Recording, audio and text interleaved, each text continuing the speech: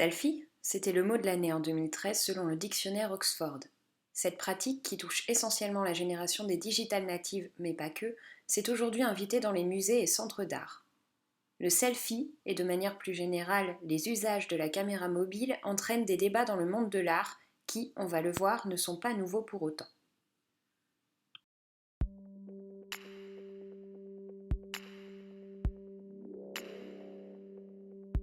L'usage de la caméra mobile dans l'espace muséal est source de plusieurs questionnements et polémiques. La valeur de l'œuvre, l'utilisation de la perche à selfie qui pourrait les abîmer, etc.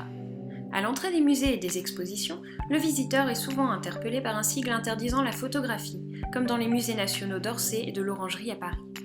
Fleur Pellerin, alors ministre de la Culture, poste en mars 2015 sur son compte Instagram une photographie d'une toile de l'exposition Bonnard au musée d'Orsay, réputée pourtant inflexible sur la captation des œuvres par les visiteurs.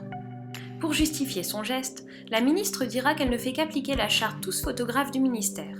Suite à cela, les musées d'Orsay et de l'Orangerie soulèveront cette interdiction. Voici un extrait de la charte Tous photographes qui se veut être une charte des bonnes pratiques dans les établissements patrimoniaux.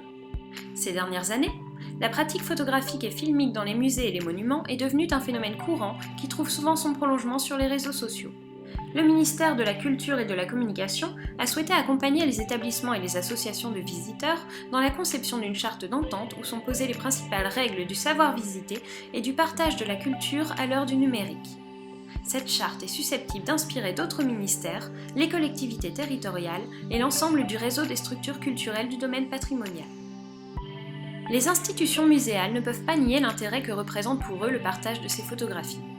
Et oui, les réseaux sociaux sont un outil de promotion efficace et rentable qui leur permet de dépoussiérer leur image auprès des jeunes. Certains musées diffusent des selfies de leurs visiteurs devant les œuvres sur Pinterest, comme le NC Art Museum et le Walker Art Center aux États-Unis. Le musée Andy Warhol incite également son public à poster des photos avec le hashtag ArtSnobSelfie et sur Facebook en y ajoutant le hashtag WarholSelfie.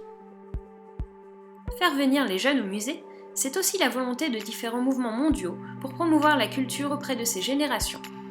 Le Museum Selfie Day est la première journée mondiale dédiée aux selfies dans les musées, organisée par Mark Dixon et Culture Thème le 22 janvier 2014.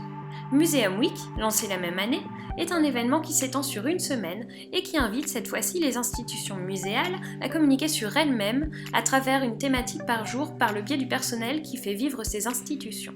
Art Selfie, c'est un mouvement qui dure dans le temps et qui, selon le New York Times, tirerait son origine de la Frieze, foire londonienne d'art contemporain en 2012.